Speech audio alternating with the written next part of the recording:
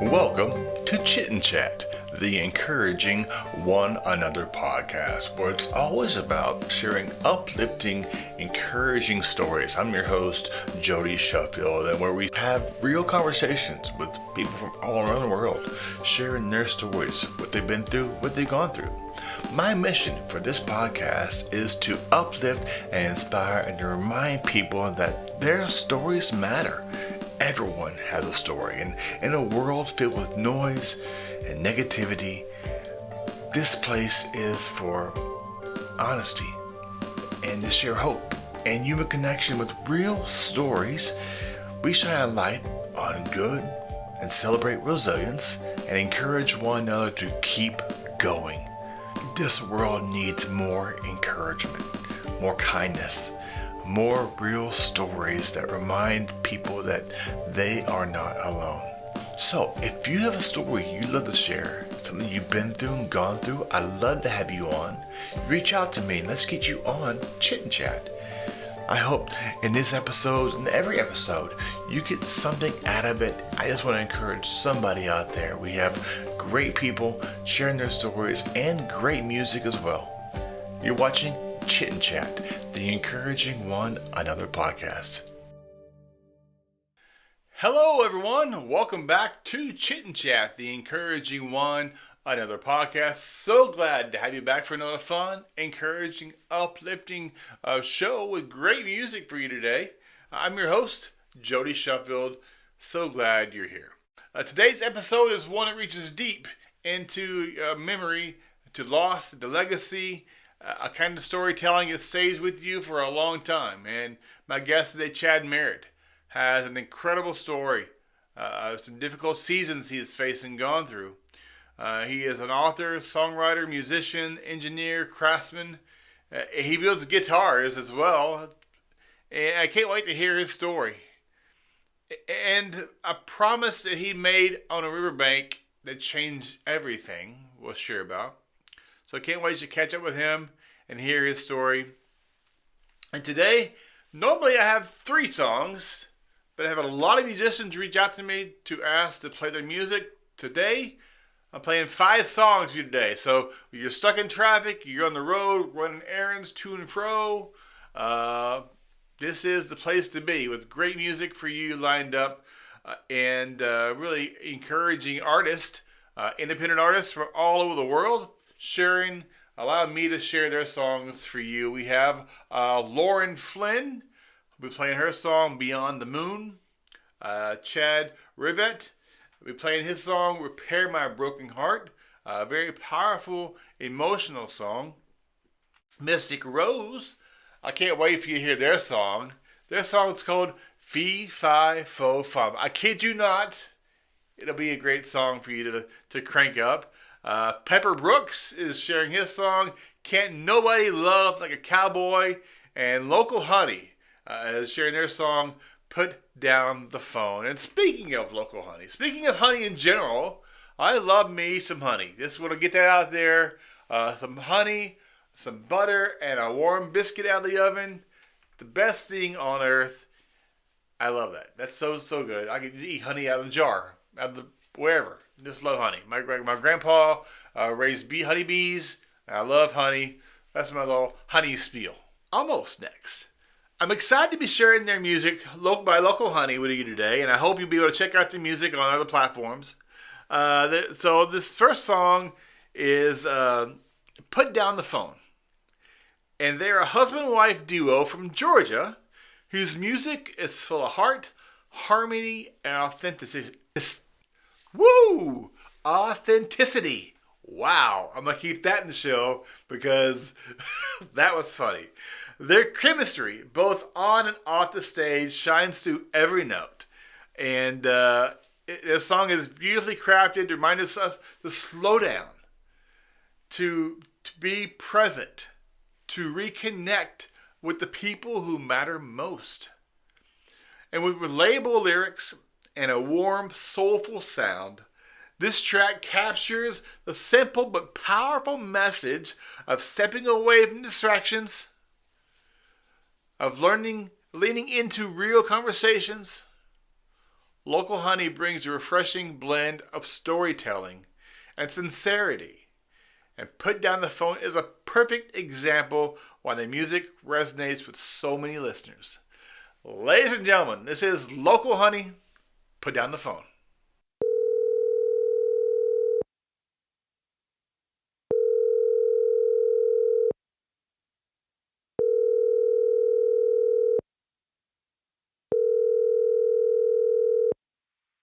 Sorry you missed me.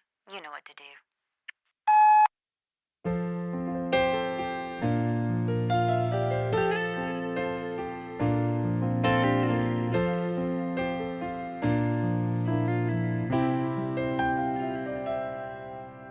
Lying here all alone, you've been blowing up my phone, all while there's a bottle by your side. I hope it keeps you warm at night. I knew I'd never win that fight. I realized that's how it was always gonna be, and now I've made my peace. While you're drowning in whiskey and saying you miss me, baby, you should know I moved on. I'm no longer crying while you say that you're dying. All you can now is a dial tone. So put down the phone.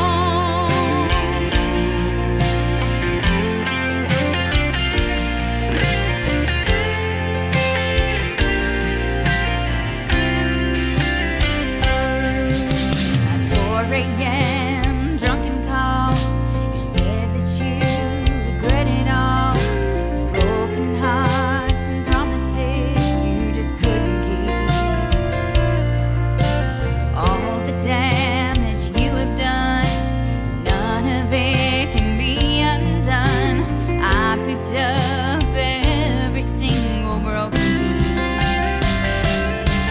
While you're drowning in whiskey and saying you miss me, baby, you should know I moved on.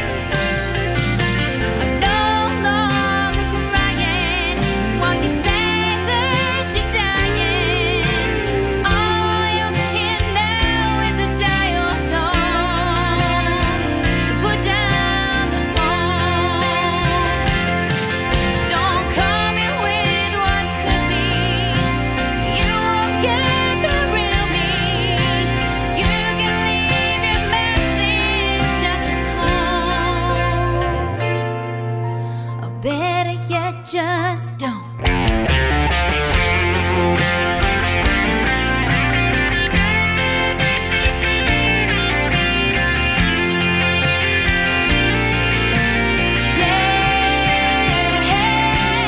And keep drowning in whiskey and saying you miss me, baby, you should know I'm long gone. I'm no longer crying. I know you're lying. All you can know is a dial tone.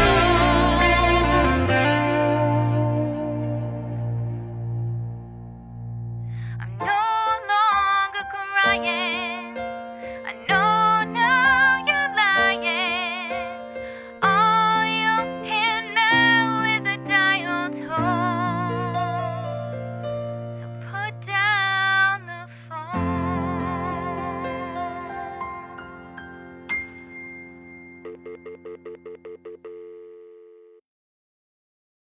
Ah, yes, the good old days, back when the 70s, 80s, and 90s were basically a long experiment in, Well, this seems like a bad idea. remember when we didn't need an algorithm to tell us what to listen to?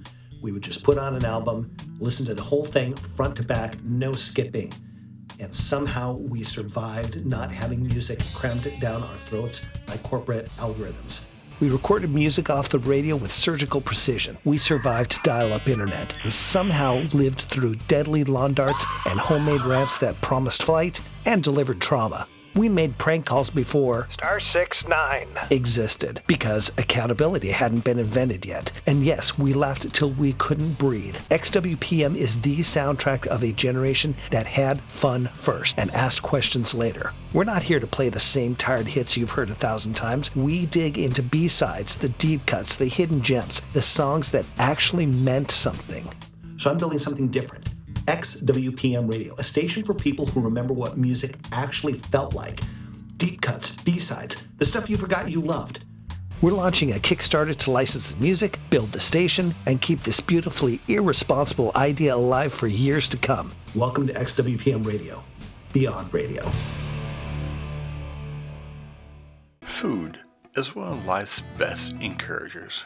Well, at Tequila and Tequila Street, located in Silverdale, Washington, they take it to a whole new level. Locally owned, locally loved, and serving authentic Mexican flavors, they hit the spot every single time. Now, if you're a breakfast person like I am, Tequila Street has got you covered with the greatest tasting breakfast burritos around. You need both hands to dive into, as well as some great lunch selections as well. And Tequila, and located in the Kitsap Mall, has 6 different kinds of tacos for you indecisive people like myself. A little bit of everything. Fresh, flavorful, and made with heart. Support local. Eat well. Check out Tequila. Their phone number is 360-317-0146, or Tequila Street. Their number is 360-914-9152. Check out their Facebook page as well for great menu items. That's Tequila and Tequila Street, located in Silverdale. Introducing my guest today, Mr. Chad Merritt. Chad works blend the Southern storytelling with the tenderness of memory and the honesty of grief. He writes novels that feel lived in. He builds guitars that carries the name of women who preserve their family's story. Now, how cool is that? I'm excited to hear that. He creates music rooted in places, in a legacy, and in truth. His journey hasn't been easy by any means, but it's real. And it's that kind of story that reminds that even in our hardest seasons, even in our deepest losses, there is still purpose, still beauty, still something worth holding on to. So settle in, take a deep breath, open your heart. Today, as we're talking about childhood, brotherhood, grief, creativity, and the courage it takes to keep going. This is a conversation for anyone who has lost someone, loved someone, or carried a story inside them that refused to go away. Ladies and gentlemen, welcome Chad Merritt to Chit Chat, the Encouraging One Another podcast. Well, welcome, Chad. How are you? Welcome to Chit Chat, the Encouraging One Another podcast. Hey, Jody. It's going good, man. How about yourself? I'm doing well. Great to have you on today. Can't wait to hear your story of some seasons you faced, some highs and lows. But my podcast is all about encouraging others, and I believe everyone has a story of encouragement, and I believe your story could do that. But before we do that, I like to dive in some icebreaker questions, pick your brain a little bit. There's no right or wrong answer, just some fun questions, random off-the-wall questions. Sounds good. The first one is, what's your favorite meal? So there's a little place down in San Diego called Mitch's Seafood. Absolute best fresh tacos, fish tacos, man. So if you ever go to San Diego, Mitch's is the place to go. Sitting behind a bait shop, super small, fresh yellowtail caught every morning, or whatever, San Diego fresh fish is, man. That's like definitely good stuff on tap. And yeah, if you ever go to San Diego, man, Mitch's Seafood. Last time I was in San Diego, it was a hot minute. I was, we went over a year ago, actually. I went down, my son-in-law worked for the shipyard. I went down there, drove down, my wife and I, saw the grandkids, took a road trip. It took forever to get out of California, and I learned the hard way. When driving through LA, pray a lot, because traffic in LA is the worst ever. You're right. It's absolutely the absolute worst, man. It Yeah, was San like Diego's 11 not too o'clock bad. at night. It was so bad. We're like, where are we? This is insane. Yeah. San Diego's not too bad, Jody, but like LA, yeah, it's just I try to avoid LA like the plague. And what's your favorite dessert? You got a favorite dessert that you're like, I gotta have that, or maybe you have it every so often, but you just kind of love the flavors. I love it. For me, it's creme brulee. I love a creme brulee with Yeah. the burnt sugar on top. That's my. Well, I love that. Yeah. I'm not really a sweet tooth kind of guy, but like Okay. if I had to pick, man, it'd probably be my mom's chocolate pie. You know that good Oh, old Southern chocolate pie yes. with a homemade crust. It takes about 5 sticks of butter, and Oh, then that meringue on top. That's brown on top from being in the oven. So if I had to pick a dessert, I'd pick my mama's chocolate pie. that's a top five for me because we had a Yeah. lot of my Aunt Linda, my mom's oldest sister passed away a few years ago, and that was our favorite dessert. We would literally fight over the last piece of pie. I mean, really. Yeah. Oh yeah. Yeah. Yeah. Yeah. Oh, Mark and I used to always fight for the last piece of pie. so you're from Camden, right? I'm from Camden. What was your favorite place to eat back in our, go back a few years ago? What was your favorite place to eat in Camden, Arkansas when we were growing up as kids? I grew up out in Locust, right? So Okay. we commuted over to Fairview from 5th grade on, and I left there when I was 13, moved up to Jonesboro. But my favorite thing to eat there was like getting dropped off in Garden Oaks Shopping Center on Friday night to go see Ghostbusters or something, and we'd walk across the park lot and go to Taco Tico. Yes. So as a kid, but Pizza Hut's over there too, right? Yep. So it was a toss up, Jody, to go to either Taco Tico, or if we had mom and dad gave us enough money to go get a pizza at Pizza Hut. And we had Woods sometimes we didn't Catfish even as make it well. to the movie. Yeah, Hmm? Woods Catfish was there as well. I worked at Oh, Taco yeah. Tico and at Woods Catfish. Great, good little plug for Woods. I post this on the Camden page, so they'll see this. Yeah. That's true. Last time I was in Camden, I went to Woods, but a lot of times we didn't even make it to the movies. I don't know about you guys, but like we would hang out in Garden Oaks and we'd go in. Was it Piggly Wiggly? I think it was at the Yes. time, and cruise around the magazine racks and like just hold hands with little girls. And that was like. I lived on Arkansas Street, so we took the trails down to the woods and popped out by the cinema. And Yeah. our Saturdays, we get to go to Howard's, a little convenience store, buy baseball cards for 50 cents, go to Yeah. Taco Tico, buy tacos for 50 cents, and just have a heyday of tacos and baseball cards. Oh yeah, without a doubt, man. Those are the days. You got 2 plane tickets to go anywhere in the world. Where are you going and who's going with you? If I was gonna go anywhere, man, I'd go to Australia right now, and I'd probably take my mom with me. Nice. I've been to Yeah, Australia. I'd cruise down. I'd cruise down. Australia's like the one place I haven't been that I want to go. So yeah, being on the West Coast is so easy to go to Hawaii. Like it's cheaper for me to go to Hawaii than it is to go to Arkansas. It's crazy, isn't it? Yeah, it is. I can get a round trip ticket to Hawaii for like $300 probably. Actually, sometimes even less out of San Diego. And and it's cost me $650, man, to go back to Arkansas. Yeah, it's crazy. I know, Oh. right? The last little icebreaker question is: what skill do you have that most people would not have a clue that Chad Merritt has? Building traditional Les Paul style guitars by hand. Nice. I had that in my question. Yeah, that's cool. I saw some of your pictures and some of your art craftsmanship. That's pretty awesome, man. Yeah. Thanks, man. Yeah, like I'm a longtime musician, played in punk bands and stuff for many, many, many years in San Diego, and got into doing some woodworking and tables. And one of my buddies went out to lunch. I went back to work. I had a little private business there for a while. Then I went back to work for Meta, and I went out to lunch with one of my buddies at Meta, and he was like, "Dude, your tables are amazing. You're a musician, right? Why aren't you building guitars?" And I'm like, "Yeah, it's a valid point." And so, I don't do stuff just a little bit, Jody. So, I go, all in and like build it the traditional way.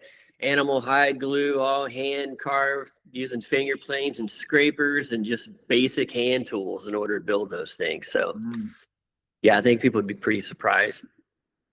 Let's start from the beginning. Give us a little brief bio of who you are and where you're from, and just let's start from the beginning a little bit and kind of get your history a little bit. All right. So, you know me, man. I grew up in the creek bottoms and Washita River bottoms down there in Locust Bayou. And so lived there, Jody, till 13. Then we moved to Jonesboro. Jonesboro was a whole nother world, from Locust. There's 55,000 people there. We had 56 or something in Locust Bayou. So graduated high school from there and immediately went into the Navy as a cryptologic technician maintenance, which I let you know, and did 2 years of school down in Pensacola, did a year in Diego Garcia, and then I landed in San Diego in 1994, and I've never left. So did 6 years total, got out and went to work directly for Qualcomm, San Diego, working on like what we're doing with our phones and devices right now. Like I was the one who was like doing the very first CDMA phones and all that stuff, right? So I was a test engineer at Qualcomm for many years. I did a stint at Motorola for about 8 years, and I was working on the original CDMA Razor team, the old flip phone. So I was on that, and then I went went to Nokia for like a year after that, and then I went back to Qualcomm, which we call that the mothership, and then went from Qualcomm to another company called Illumina doing DNA sequencing. So I was an operations program manager there, and then long story short, ended up going to Meta now. So I'm back doing test engineering work. So I'm a senior test engineer for Meta, working on Oculus headsets. And but yeah, I'm also, like I said, longtime musician. Started playing in bands in San Diego in like 1994, 1995. Did Warped Tour many times. Did a bunch of records, bunch of bands, all that stuff. And I still play to this day. And like those guys that, my initial bands and stuff that I was with, they're my brothers now. Like they're the closest friends I've ever had in my life. And so we're super, super tight knit. And I'm also an author, as you know. So I've written 7 novels and 3 memoirs. And actually today I am releasing a new series that I started called All Ages, which is based on my life. It's a fictional autobiography of the San Diego music scene in 1990s. And so the first one is set in 1998, and it's basically I meet a girl in line, going to see face to face. It's a whole romance thing that happens. We build a band. But it's very, very immersive into San Diego punk culture and stuff in 1998, as well as my life as a young engineer at Qualcomm. Okay. So it's like we were on the verge of like changing the world with CDMA technology, where we were sit around in the meetings, Jody, and joke about people not leaving their house without their phone the way that we did with our car keys. That was the running joke, right? It's like, hey, so one of these days, these phones are going to be like your car keys. You're not going to leave your house without it. And we laugh about it like, it's a long shot, right? So there's that aspect in the book, but there's also a big, heavily thing of like San Diego had a huge punk revolution and like from like 95 all the way through 2006. And I was blessed to be a part of that. And so we played a ton of shows, man. There's a lot of great bands that come out of San Diego. And yeah, that's my life story, man. And so now I'm back in San Diego and still working for Meta, still writing books, still writing, recording music, and still breathing, man. But I will tell you this, I also almost died at 45. Oh, wow. And so I take every day, like I thank the good Lord every single day when I wake up and when I go to sleep at night. I have a 4 by 38 millimeter stent in my LAD. So I survived a Widowmaker heart attack at 45. Wow. And I was a vegan ultra runner. Like I have 100-mile buckles. I was doing 100-mile ultra marathons, plant-based, trying to avoid it, Jody. I know I'm talking a lot, but and I guess you get this in there, is like I inherited something that's called lipoprotein little a. So if anyone's listening to this and you have not had your LPA checked, I have to do my due diligence and tell you to have your LPA checked, because it is completely hereditary. Most doctors don't check for it on a standard cholesterol panel. I lost my grandfather at 44 years old from a massive heart attack, so I knew that something was in my genes, right? So mid-30s, I started having symptoms. And I'm a thin guy, right? I'm like 145 pounds and 5'11", and always ran and super athletic. Went to the doctor, found out that I had it. So I was like, all right, they engineering me. I don't do things just a little bit. So I went 100% plant-based overnight. And I was plant-based for almost 10 years, Jody, and it bought me 6 months longer than it did my grandfather. Wow.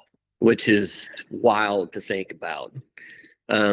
So long story short, the Dr. ECSD Medical Center, Dr. Semikas and Dr. Wilkinson, they're the world leaders for LPA, and they saved my life. I had 3 lesions back to back in my proximal to mid LAD artery that took a 4x38 millimeter stent to open. So I thank the Lord every single day, my friend. I pray every day, I pray every night, and I'm thankful for every single second that I get. So with that being said, that's why I'm totally in a legacy thing. So that's why I build hand-built Les Pauls. I sign the cavities in them and I date them. I name them after the matriarchs of my family. And I do the same thing with books. As you know, we lost Mark. So Mark totally inspired me to write the Locust Bio Legend series and my novel Here.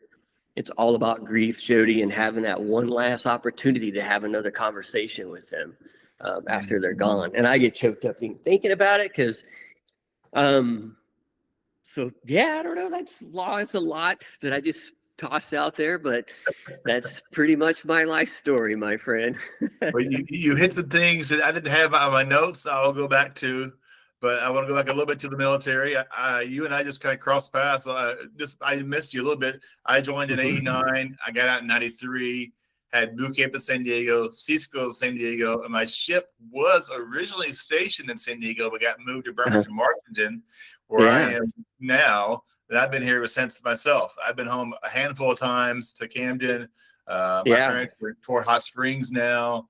And so, yeah, we kind of crossed paths. We're Reedman, so we're kind of in the same, don't ask, don't tell us. We can't tell you what we do type jobs. Exactly. Yeah. You were on the other side of tech control for us. I was the USS Truxton. Selling the 7 Seas. What are some experiences that you really enjoyed in the military? It was, camaraderie, meeting guys, going to awesome places. What are some things that you kind of remember off being we're veterans, basically, serving this country, and we took the oath of, to serve and protect and defend. And what was that like for you? Oh, for me, it was all about, I say one thing, it's the best school that I ever went through, right? Like the 2 years I went to school in Pensacola for CTM, which is basic electronics and engineering classes, and then I had an advanced C school too, was the best education, the best school that outside of took a bunch of classes, San Diego State, all that stuff, and doing electrical engineering, but nothing really compared to like the schools I got in the Navy. So that would be, probably second. Number one, like you said, the camaraderie, right? I mean, you have that brotherhood. You don't really have that out in the civilian world. However, I've been blessed with that with some friends at Qualcomm. Matter of fact, I'm working on a deal right now to go back and work with some guys that I worked with back in 1997. We're all ex-Qualcomm guys. So have that same brotherhood kind of thing like the military. Coolest place I went was Diego Garcia for a year. Yep, I've been there. Yeah, but I never stepped foot on a ship, man. Never. The closest I ever got to a ship was driving down 32nd Street in San Diego. Like I never went on a ship. So I cannot relate. I wish I would have, but no, I never did. They flew me out to, they needed a radioman apparently, so they flew me out to Diego Garcia halfway through a Westpac. I flew to Seattle, Anchorage to the Philippines, which was the longest flight I've ever flown in my life. Yeah. we're landing on Diego Garcia, the smallest island you could imagine. Yeah. we're landing there. All right. I But know. man, that You water don't was see, you see nothing but water, and all of a sudden there's coconut trees everywhere. Yeah. water was so blue though. My goodness, it was so much fun. It Yeah. was so cool. Yeah. Yeah. It's cool you went there, man, because like I didn't realize you were there. I was there in 93 to 94. Yeah, That's like 93 to 94, and then I came to San Diego August of 1994. Well, the goal of my podcast is encourage others and share your story. In your early years, you mentioned about your brother. Let's share about that a little bit and kind of Mhm. how did that impact you and how did that change you, and share a little bit about your a little bit. Well, you have Shane Wright, so you know that brother relationship. So my brother and I had that too, right? We were always close all the years, even though we had our differences. It didn't matter when push came to shove, right? And we're always there. So as you know, we tragically lost Mark, and you have to excuse me if I get upset talking about this, but Mark tragically drowned in the Ouachita River, and it took us 17 days to find him. So I was on the riverbank, and I made a promise to him that his grandkids and his grandkids' kids and their kids and so on and so forth would know him. Mhm. So the only way that I knew how to do that was to write a book. And I write it as him, truly him and us growing up. So that's what sparked the first novel that I wrote, which is called Here. And what Here is basically, it's a time travel book, but the time travel is not explained. It's in the very oral traditional style that we grew up with, right? So there's a lot more said that's not said. So there's a lot of things under the words that I kind of trust the reader to understand. So the mechanism, which I won't give too much away about the book, but the mechanism is never explained. The mechanism is only a tool in order to go back, spend time with your loved ones, walk in those rooms that are no longer there, hug the people that are no longer there, and be able to have that last conversation with someone who's not there. So it's a lot of childhood stories in there as well of Mark and I growing up. And then basically my fictionalized life as well. So that's what sparked the whole thing, and then losing Mark was, my brother lived by today. He didn't think about tomorrow. He didn't think about yesterday. He used to always tell me, little brother, tomorrow's gone, or tomorrow's not promised. Yesterday's gone. We only have right now. Mm. Mark never talked to me about mortality until what happened with me. He had a hard time accepting the fact that I almost died. He didn't inherit it, Jody, so he went and got, tested and stuff, and he didn't have it. And I would have late night text conversations of him saying that he would take it from me if he could. And so when I lost him, man, it's tough. I think about him every day. I cry about him just about every day. I write about him almost every day. And I think that I've seen to it. I wrote Here, and I've written 5 Locust Bio Legends novels that are also stories of Mark and I and other people that were in our lives at that time, just doing like the light, like remember the Amy light and all that kind of stuff. So a lot of the books is focused on that, and I just take that light and put it down in Locust Bio, and then these kids have to figure out, what it is. That's an adventure. It's a mystery series for kids and young adults, and adults would like it too as well. Were you a writer before that, or this kind of came upon you slowly? Like, I need to get this on paper, kind of the stories we shared, just kind of as a what do you call it, as a way to just kind of get your feelings on paper. Is that how it started out as? Yeah, so for me, I've been a songwriter since I was a kid, right? I've always written songs. I've done music forever, right? And so for me, like writing a song is basically like trying to condense a story down into a 3-minute song, right? Or for a punk song, 2.5, 3 minutes, right? So oral tradition really works in that format, right? So growing up listening to my dad tell stories is like one of the favorite things in my entire life, right? And so that's where I learned. I always say that I learned all my storytelling from the best in the world, because I think our traditional oral storytellers there in South Arkansas were the best in the world. We were lucky enough to sit and listen. Well, I always had the movie in my eyes, Jody, when they told me. I listened, but I saw. Like, I had movies playing when they were telling stories, right? And so I've always wanted to write a novel and stuff and get everything down, right? So um, when Mark died, I finally got the time and the space and the motivation to do it. And so when I did it, I put 7 novels out and 3 memoirs. I did a memoir on my family history from all the way 1755 back in Virginia, all the way until, my great grandparents. And then I'd use that through stories that have been told to me from my great aunts and great uncles and stuff through the years, right? And then I did my father's stories that he told me growing up. That was the second memoir. And then I did a summer of '84, which is going to Fairview in the 5th grade. And that whole thing that I got everything in there. So if you ever want to like have some nostalgia, read that. It's short. It's only 35,000 words, but it will take you back to the skating rink, the movies, Fairview Middle School. Like, I know you went to Camden, and like we were rivals. I mean, Camden Fairview games, man, every year, huge deal. Yeah.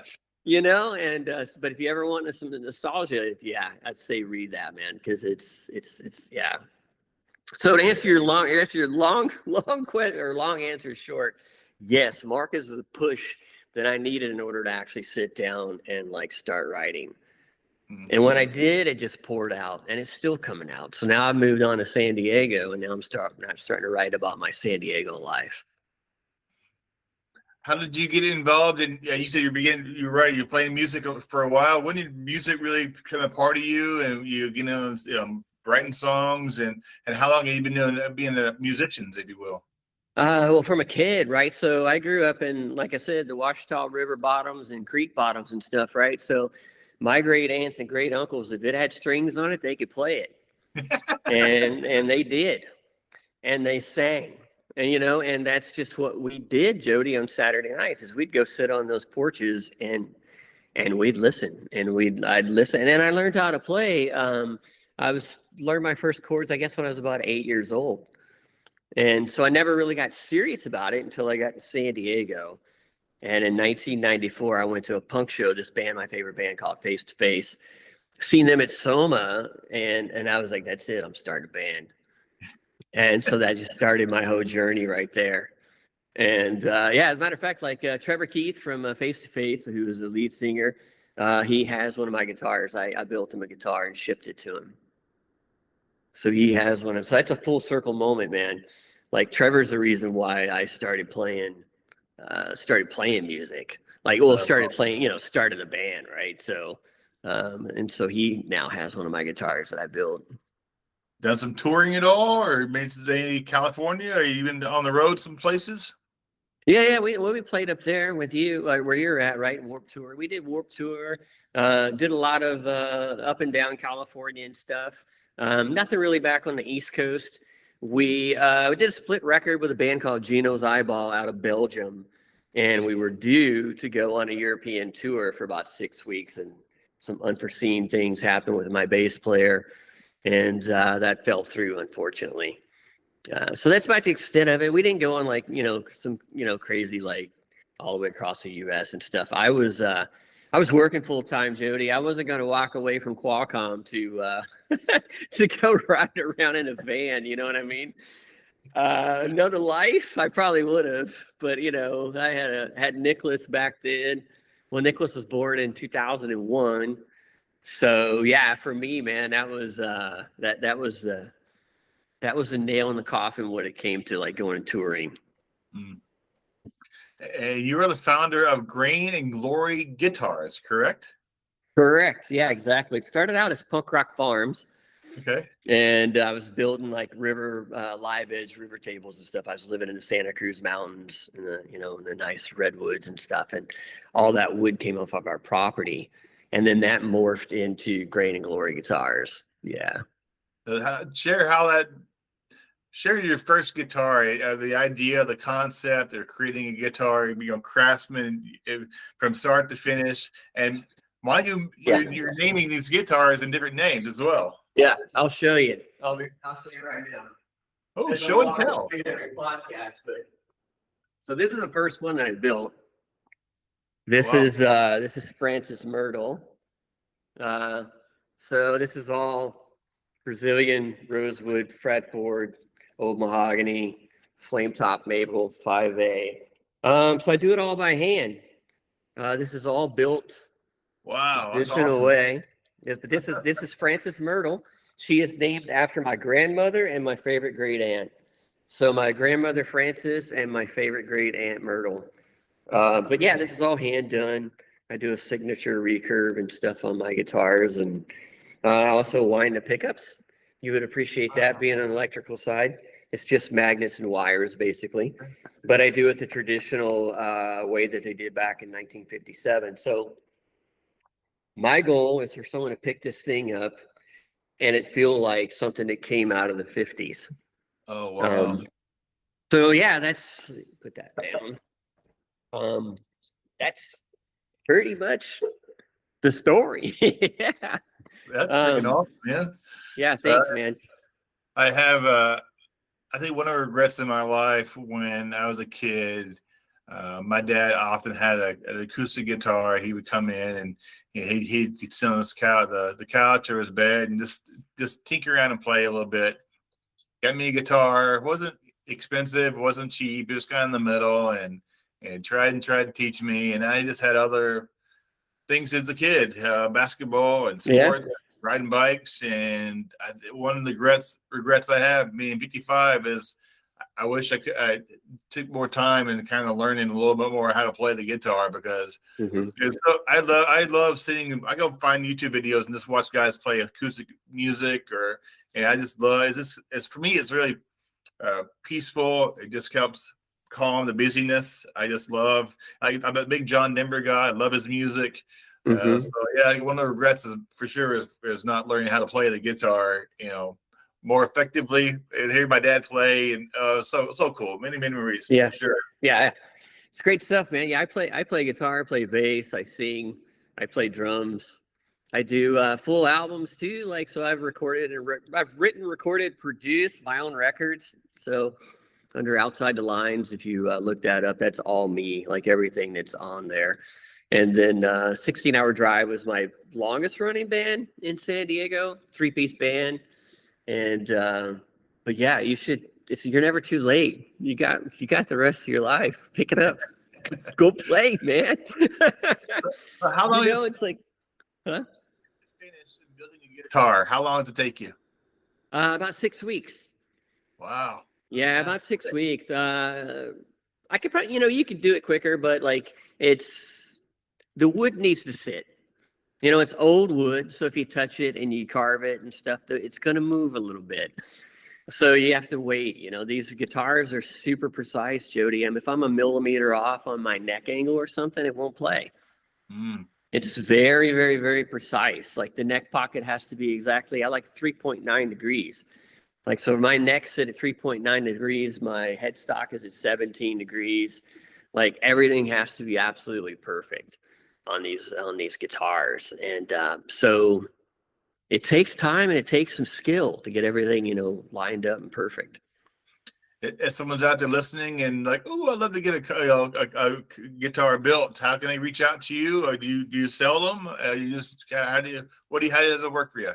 Yeah, totally. Just go to, I have a website, punkrockfarms.com, or you can either go to my Instagram, which is just at Grain and Glory. And then all the guitars and stuff are on there. You can reach out. Social media is probably the easiest way, like Instagram, right? At Grain and Glory Guitars. And then my author is just chadmerrittauthor.com. So you can also reach me there too. Okay. How has faith helped you throughout everything you faced? You wear a lot of hats. You mentioned a lot of things that you do and have done. How has Yeah. faith really helped you in day-to-day living? I mean, every day's a new day to see, still a quote, seize the day. God's giving you each day. How do you make the best of it for each day? Well, like I said, the heart thing definitely brought all that home. I would definitely say over my life, we're both raised in Mall Road Church of Christ, right? And so went down, and Locust Bio Church of Christ before that. For me, I'll be honest with you, like when I left and went in the Navy, I didn't go to church at all, period. Mm-hmm. Like for many, many, many, many, many years, right? And I don't regularly go now. But even though I wasn't in church, I always prayed, so I never miss a night of praying. Definitely had some trying times, throughout my life, going through another one right now, going through a divorce right now, right? So my world blew up, oh God, like 3 years ago, right? And it's still going on. Thank goodness I didn't sell my house in Southern California, right? So I thank God for that every day.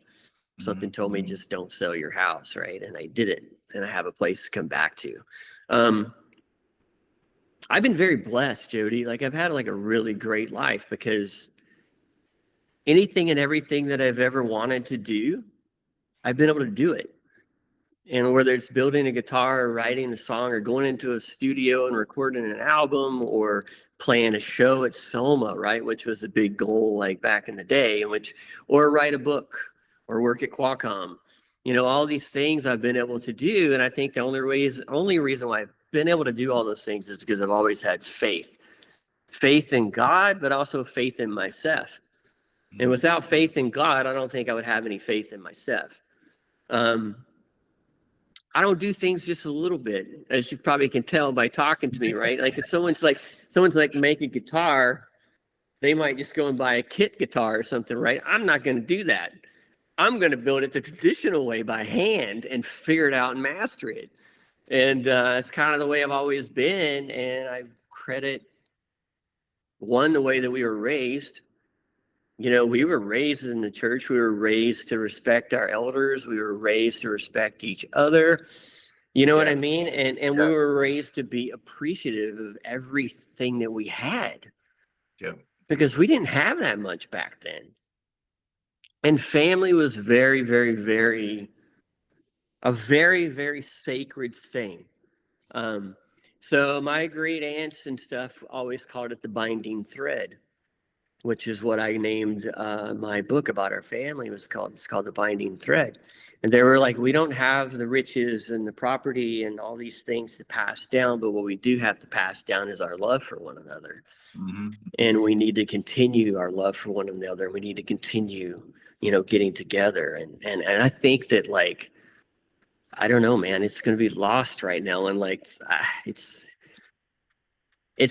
tough to think about, Jody, because like if you look at like if I can look at my son now, he's 24, 25 now, maybe to come at some point, zero interest, right, in like that life of his elder or his relative, distant relatives and stuff of ancestors and everything, Mm-hmm. Maybe to come back full circle, but I think our generation was very blessed. Like we didn't have these. Yeah. You give us a stick and I gotta, I can go out and play war, or I can play a motorcycle, or I can play whatever with just a stick out of the yard. You know what I mean? Yeah. Now we don't. One of the things that I will always cherish, my dad turns 80 this year. We're going to get together in Colorado. Shane's in Colorado. We're going to get together and have a birthday shindig for my dad. But I think for a few things that he taught me most, I still carry on, was respect for anyone, humility.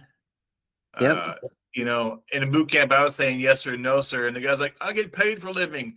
I was raised for 18 years to say yes, sir, no, sir, yes, ma'am. Yep. I still do it today. I'm 55. I still do it today, To whoever. Yeah, exactly. And Dad's like, you'll respect everybody, I'm honored. He was a fireman, volunteer firefighter. I have much respect for firemen, police officers, law enforcement, and so those things in my DNA. It was my dad just raised me of respecting each other, and so yeah, many memories of that for sure growing up as a kid. Oh, yeah. Uh, who are some people that really encouraged you, inspired you? Maybe you reached out and you fell on your face and they said, you got this, Chad. Keep going. It's okay. People in your life that really encouraged you is that how you put the names on the guitars that kind of remind you of that as well?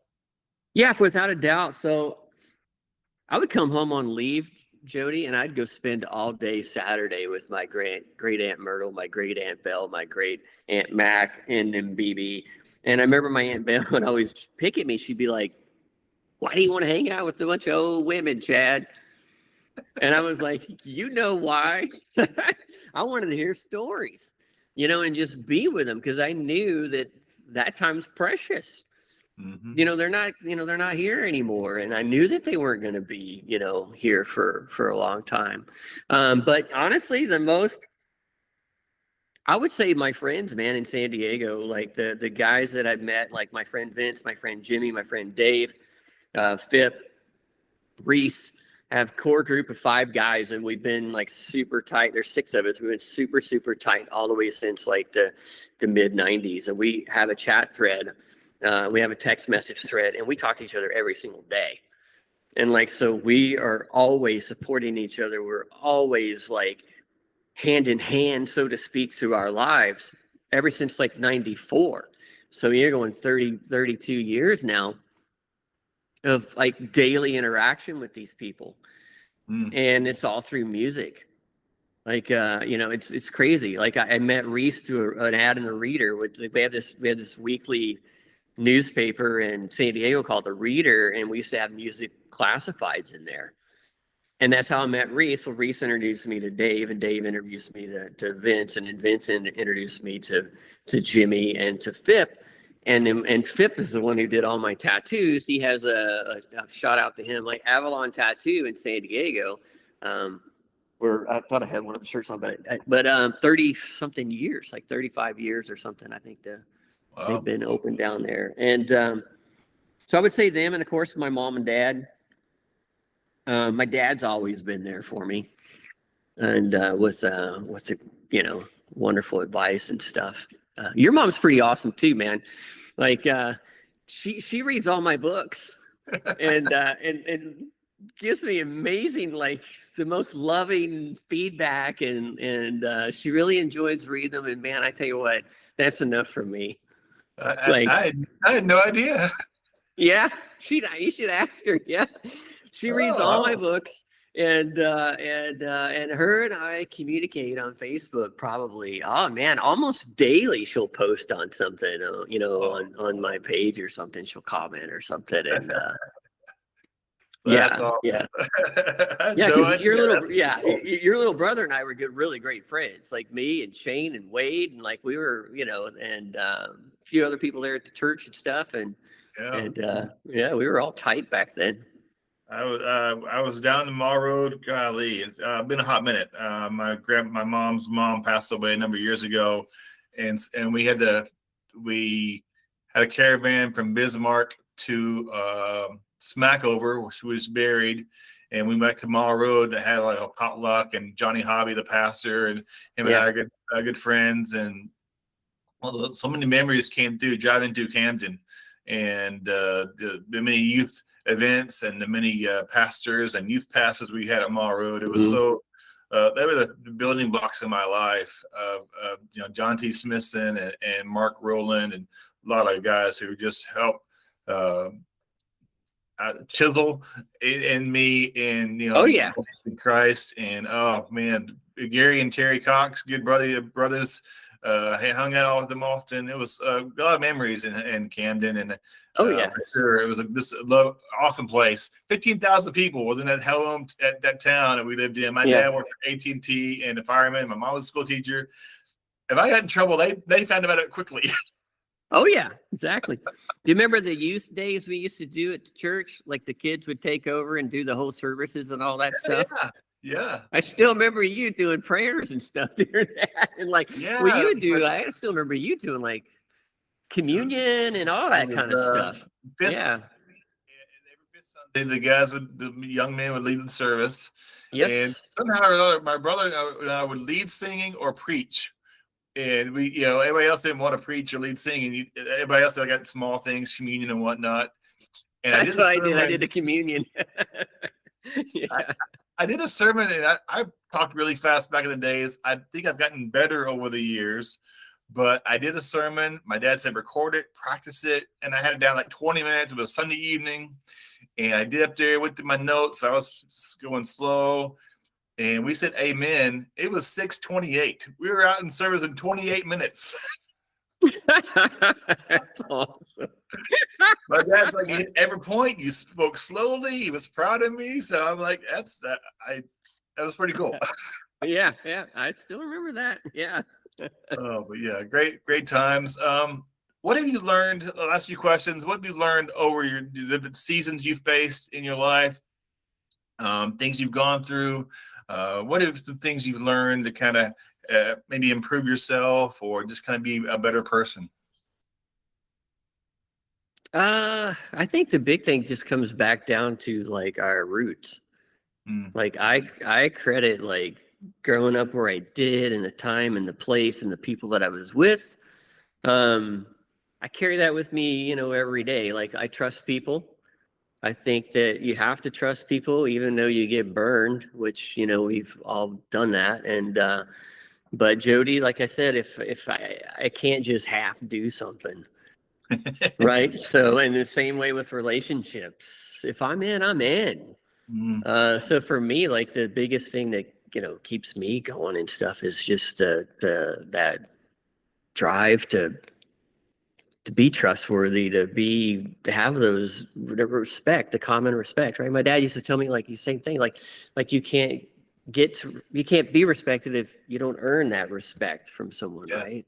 Yeah. And so for me, like when things get tough and everything, I just kind of go back to that whole thing and just understand that it's not us that are always a reason. Yeah, we all have faults and we always make mistakes and stuff, right? But I think if you love someone and you trust someone and you give them your heart, then that's what you can do, right? I mean, that's all you can do, and it's up to that other person in order to understand what that means and respect that, and and then do the same thing for you. So for me, it's just got to keep that mindset. Because it's so easy, man, to like go down a rabbit hole. And I think we've all been there, right? And like, it's so easy to get so down on yourself and like, well, I effed up or I messed up or whatever, right? You can blame yourself. Well, I shouldn't have trusted this person. I shouldn't have done that. And I shouldn't have done this. And you can sit there and beat yourself up all day long. But at the end of the day, it doesn't do any good. You kind of got to get back up, like, you fall down as a kid and, dad looks at it and says, leg's not falling off. So dust it off with some dirt, put some dirt on it and keep going. Yep. You know what I mean? So I think you got to do that throughout life, man. When this heart thing happened, Jody, I'm going to be honest with you. I had a real tough time, man. 2 years I was in PTSD therapy with a cardiac therapist. Heightened like sense of like, you have one little twinge and the next thing you think you're having another heart attack and you're back in the ER. Massive anxiety, massive panic attacks, all of that, right? And then I think you have to come to the realization and trust in God that one, thanks for the medical technology that he gave man in order to do that, right? And then two, just trust in that you're here for a reason. Yeah. But I think that's what it comes down to, right? Is like we're all here for a reason. Mark used to say that we're all set to a clock. Yep. That's exactly what Mark told me. And he goes, when it's my time, it's my time. And he goes, understand that it's my time. And same thing with you, Chad, right? Like, we're all set to a clock. So I think if you maintain that mentality throughout life and just try and be positive and get back up and keep going and just be thankful that you're still here living and breathing, because our lives are so short. I mean, look, you're the same age as Mark. I'm 3 years younger than you, and Shane's age. In a blink of an eye, Jody, we went from listening to your sermon in the Mall Road Church of Christ to sitting here today. Yeah. And if you look at that little span of time, in my mind, I know that I probably don't have that much span in time on the other side from where I'm at now. Yeah. You know what I mean? Are you able to share your story with men for your health that you've gone through, in the like a one-on-one basis with some guys, kind of sharing your story of you almost dying, and are you able to get that story out to other men to get held, checked up and whatnot? Yeah. So I did a part of the for the cholesterol Foundation for American Heart Association. They did my story. And then there's a specific LPA, lipoprotein A group, that is like kind of sparked off of the Heart Association. And so I probably should have sent you a link. I'll send you a link. So they did a whole article on me and my story. And I've done webcast as well. And I've talked to people. I donated my blood to research to UCSD. I've done my DNA to UCSD. I've done anything and everything that I can to like help the doctors and help get the word out for lipoprotein little a. Wow.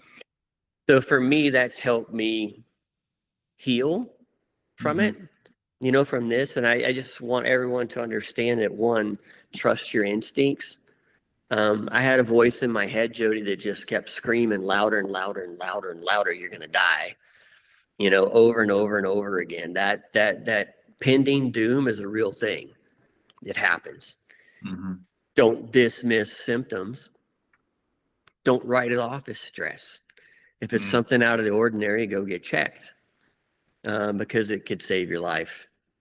And the other thing is patient advocacy. Because being young, I was 44 years old, almost 45, had a long-term cardiologist, and she blew me off. Told me that it was anxiety, it was stress, high stress job, all this stuff, commute, everything, right? You're a runner, you're a vegan, your cholesterol is super low. And it took me advocating for myself and going from Scripps in San Diego to UCSD. Otherwise, I wouldn't be having this conversation with you right now. Like, if I'd have listened to her and went home and just said, "Oh, okay, I'm fine," I wouldn't be here right now. Wow. That's crazy, man. Yeah. I like for you to share your books, your website for your books, so people can check out books, and my mom can give you more reviews. Yeah, she did.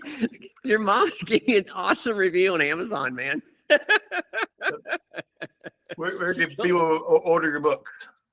Amazon. Yeah, they're all on Amazon, or they can go right to my website. And if they order it from my website, then I'll sign it. I'll sign it and ship it. So yeah, Awesome, every man. book that's from there, I'll sign and ship it. Yeah. But it's been cool, man. Thanks for like taking your time out of your day and catching up. You're most welcome. We're glad to have you on the show today, and we'll recap here afterwards. But thanks so much. I hope we can stay in touch, and just wish you the best, man. Thanks so much. All right, sounds good, Jody. Our next song I'm playing is by Chad Rivette, and it's not a song. It's a piece of his heart that he shares when he walked through loss, love, and resiliency. It was written around 2000 when his mother passed away around his daughter's first birthday.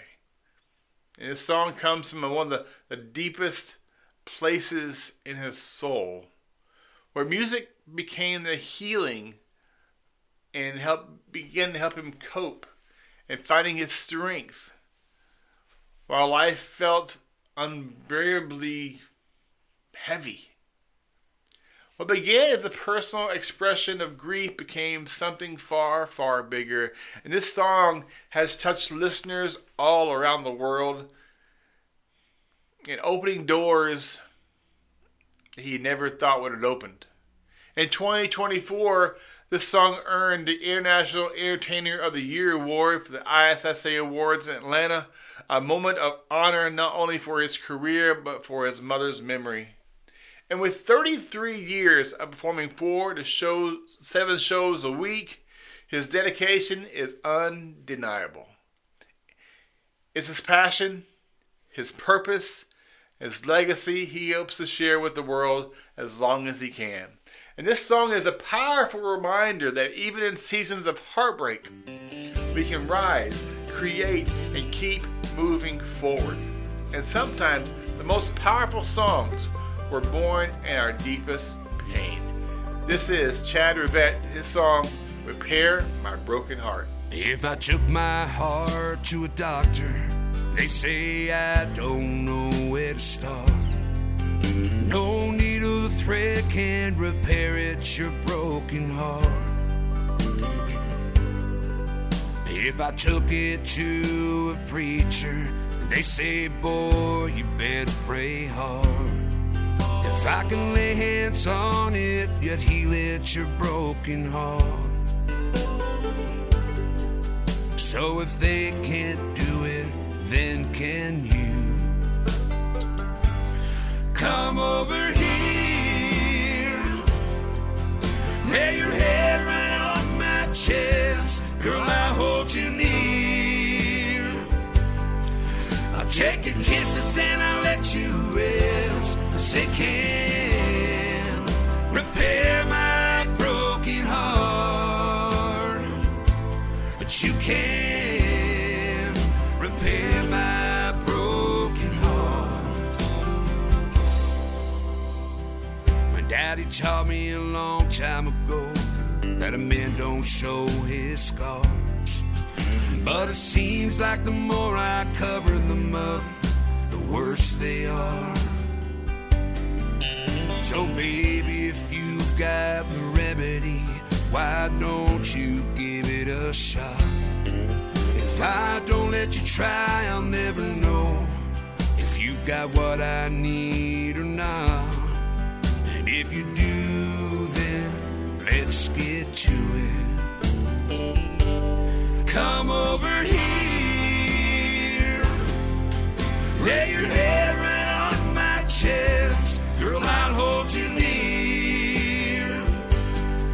I'll take your kisses and I'll let you rest. 'Cause they can repair my broken heart, but you can repair my broken heart.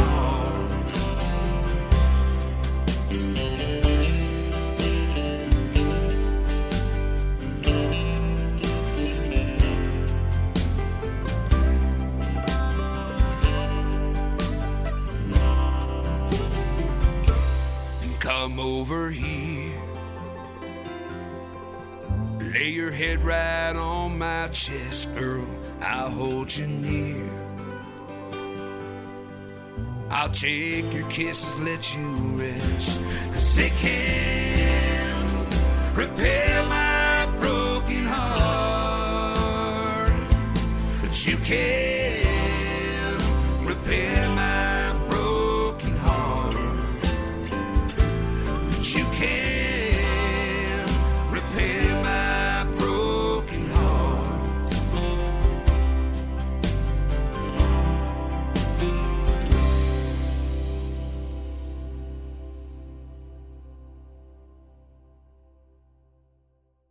All right, friends, let's talk donuts. Because sometimes encouragement comes in the shape of a circle. Yes, Lone Star Donuts, with locations in Silverdale and in Port Orchard, Washington, are serving up nearly 50 incredible flavors, all made fresh every single day. Whether you're a glazed fan or a maple bar loyalist with bacon up top, of course, or someone who's just trying something new every visit, Lone Star Donuts has a donut with your name on it. Come on by, grab a box for the office, surprise the family, or just treat yourself. You do deserve it. Fresh, local delicious. That's Lone Star Donuts. You can call them in Silverdale at 360-204-5021 and place your order, or in Port Orchard 360-443-2600. Also check out their website, LoneStarDonutsWA.com. Great tasting, made fresh donuts. That's Lone Star Donuts.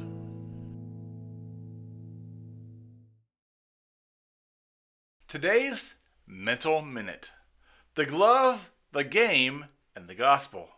I once heard a story that struck me pretty hard. Years and years ago, when I was a Camp Curios, about 15 years old. So that was 40 plus years ago. A simple analogy, but very, very powerful, and it started out with something as ordinary as a baseball glove. You see, I played baseball from 8 to 18. I even tried for the Mariners. Pretty cool that I tried. Think about the greats that played the game. Willie Mays making that backwards catch over his shoulder. King Griffey Jr. climbing the wall, stealing a home run. Julio Rodriguez, same way, stealing home runs. As a kid, I got to watch Ozzie Smith, the St. Louis Cardinals. Dude, he was a wizard playing that position. He could catch anything. But what if? What if they hit the field without the glove? Could they make the same catches? A line drive shot to them barehanded? Possibly. Could they jump the wall and get really high to catch a line drive home run shot with their bare hand? Possibly. But no matter how talented they were, without that glove, they are very, very limited. They couldn't play the game the way they were meant to play the game. The glove doesn't replace the player, but it equips the player. It strengthens their ability, and it protects them from otherwise could be injury. That's exactly what the Bible does. And we're all stepping onto a field every day, a world with challenges, temptations, spiritual battles, and moments that come at us fast and furious. Without God's word, you're a player running out of the field without a glove. We're exposed. We're unprepared. We're trying to catch things we never meant to handle alone. But with Scripture, God's truth in our hands, it's in our hearts, we get equipped. In Ephesians chapter 6, it talks about the armor of God, the belt of truth, the breastplate of righteousness, the shield of faith, the sword of the Spirit, which is the Word of God. The Bible is not just a book. It sits on your shelf and collects layers and layers and layers of dust. It's a training ground. It's our protection. It's our strength. It's the glove that helps us catch what life keeps throwing at us every day. When we read it, we meditate on it, we live through it. We're not just surviving, we're playing the game with confidence, with courage, and purpose. So today, let's encourage one another. Don't step on that field without your glove. Don't step into your day without God's word. Let Scripture shape you, strengthen you, steady you, because with it, you are ready for anything. That's today's Mental Minute. Our next song I'll be playing comes from Mystic Rose. Who is Mystic Rose, you might ask? It is Debbie Kelly and Dory Dupine. They are an electrifying vocal duo that comes together blending their rich country roots with a timeless passion for country music and storytelling. They teamed up back in 2025 and they've created a unity of friendship, harmony, and the shared dedication of their craft. They've been nominated for a number of awards and have won several as well. I'm excited to share their track today with you. This song, I can't wait to hear it, for you to hear it. I've heard it already.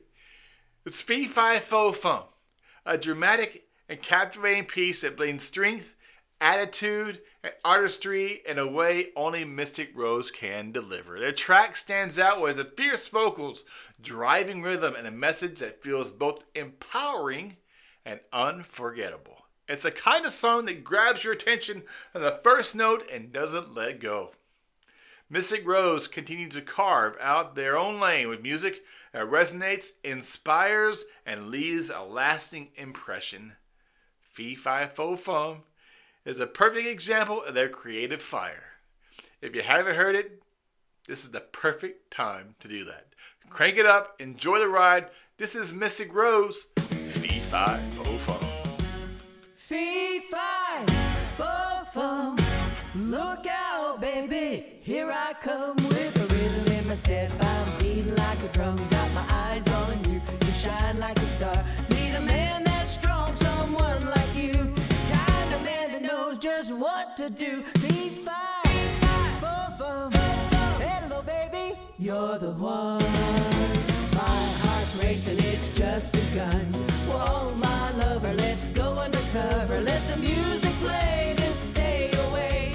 When you hold me near, it's oh so dear. It's like fire, baby, feel the heat. Fee Fi Fo Fum, hello, baby, you're the one. My heart's racing, it's just begun. Whoa, my lover, let's go undercover. To the beat of our love, we're never done. Push through the doubt, can't live without your love, baby, baby, your love, I know it's true. 'Cause baby, you feel it too. Fee Fi Fo Fum, hello, baby, you're the one. My heart's racing, it's just begun. Whoa, my lover, let's go undercover.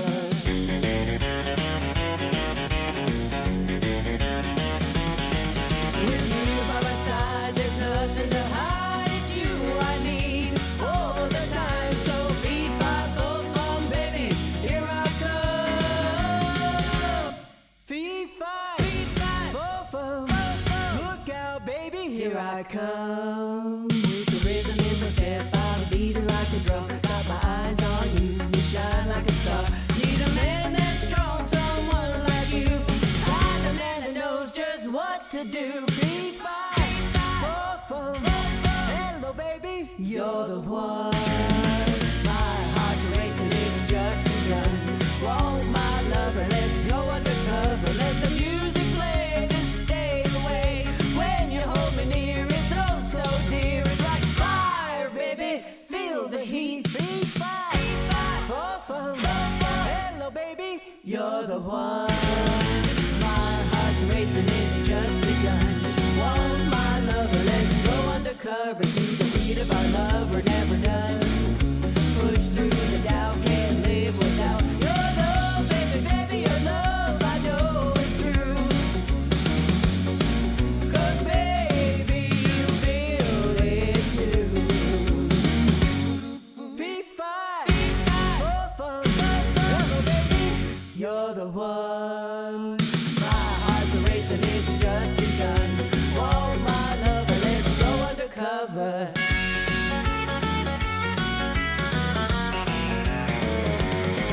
With you by my side, there's nothing to hide. It's you I need all the time. So Fee Fi Fo Fum, baby, here I go. Fee Fi Fo Fum, hello, baby, you're the one. My heart's racing, it's just begun. Whoa, my lover, let's go undercover. Let's go!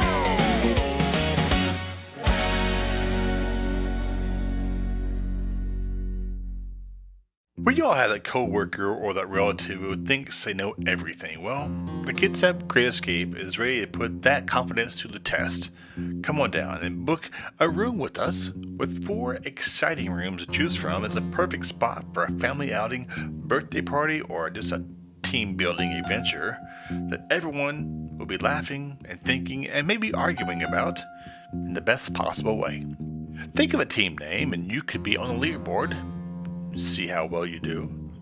If you're looking for something fun, something different, and something that gets you off your phone for an hour, or somebody else off their phone for an hour, the Kids Up Great Escape is the place to be. Book your room today at thekidsupgreatescape.com, and the only thing to fear is the timer. That's a Kids Up Great Escape. in Silverdale. When you're ready to unwind, I mean really unwind after a long week, head over to a Wine About It in Port Orchard. It's the perfect spot to get a glass of wine, to enjoy lunch or dinner or a charcuterie board. Just breathe in the moment.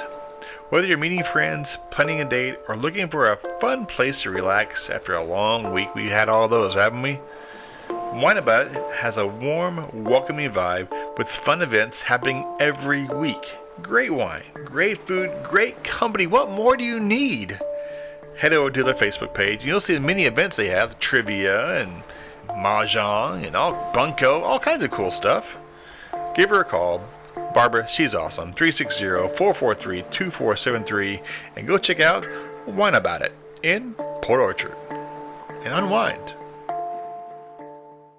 Our next song is by Lauren Flynn, and her beautiful track, Beyond This Moon, is a beautiful blend of emotion, storytelling, and a vocal purity. In this song, it gently pulls you in and stays with you all the way to the end.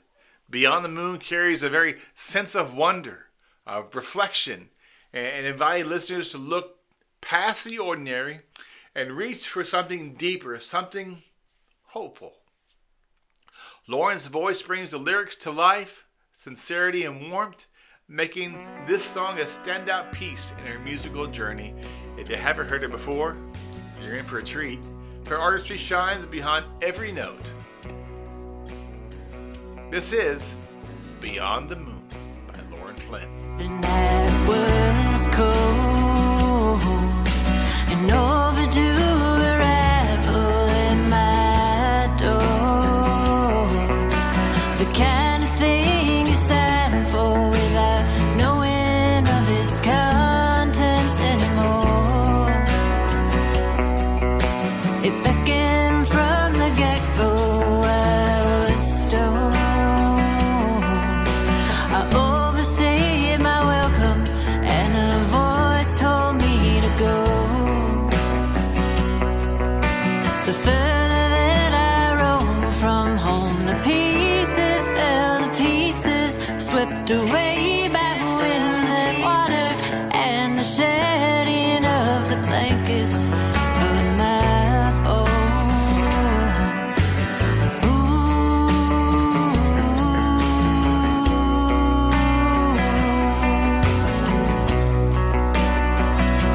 Beyond this moon, a serpentine unfolding of the truth, an unexpected anchoring of all the displaced shadows of your youth, the ticking of a clock without a face. I never know the time, but I'm addicted to this pace. Reflections of the things I love, distorted by the space between us, particles and waves that keep us blinded from the realness of our truth. Ooh.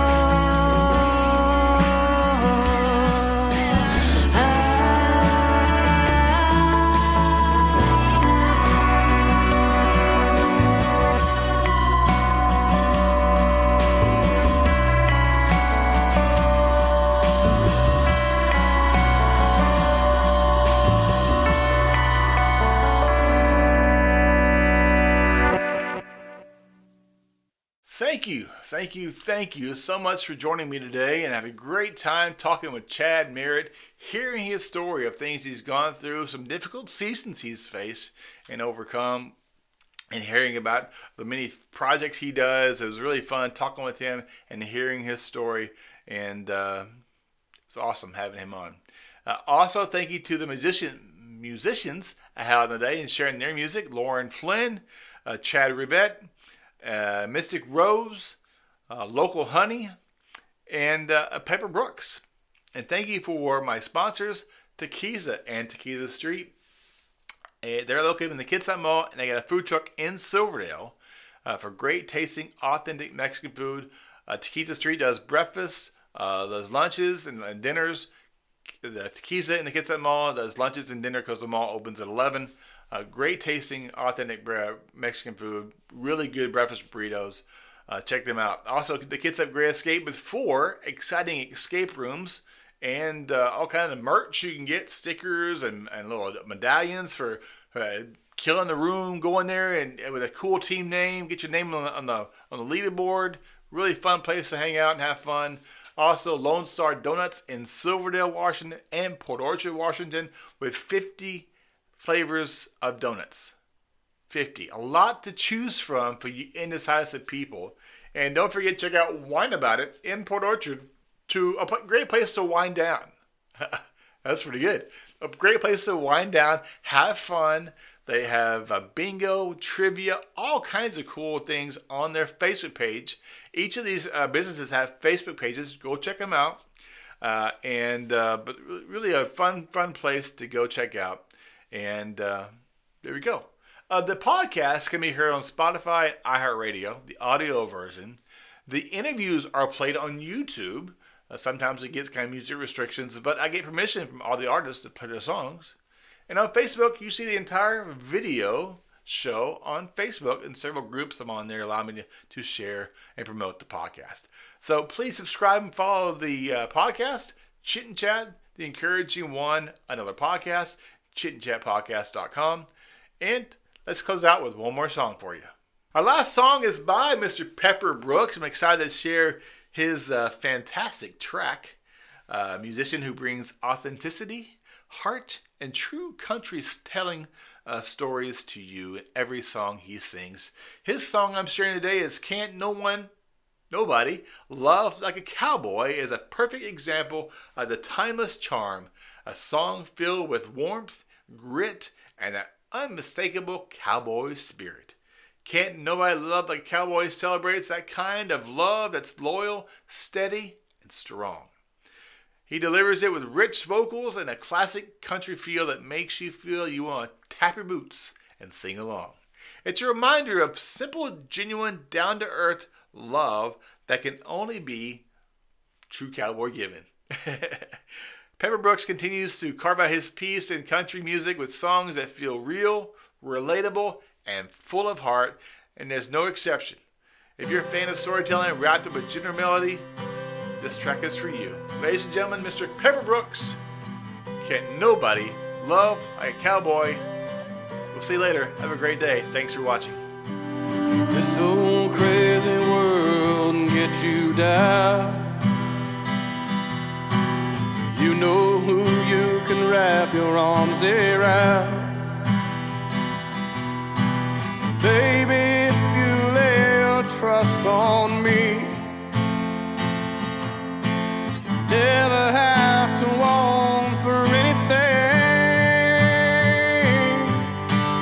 Can't nobody love you like a cowboy.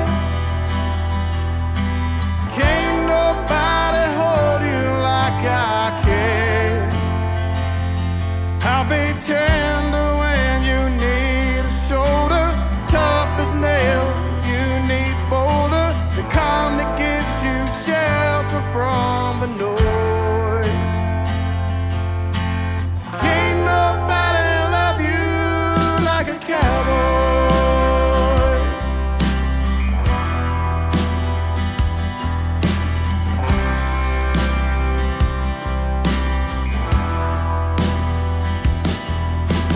I will be the sunset in your eyes.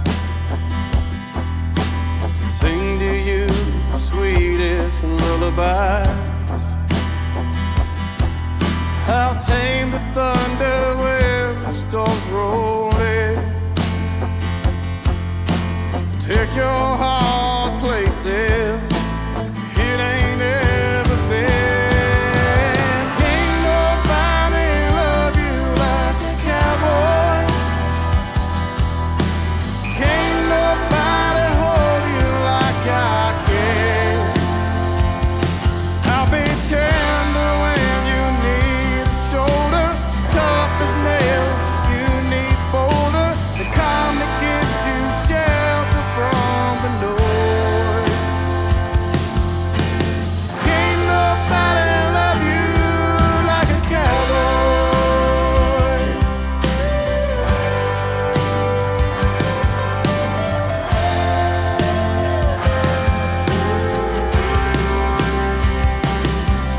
From the moment that you take my hand, you know exactly where you stand. No holding back, baby, you get all of me. Can't nobody love you like a cowboy. Can't nobody hold you like I can. I'll be tender when you need a shoulder, tough as nails if you need boulder, the calm that gives you shelter from the noise. Can't nobody love you like a cowboy.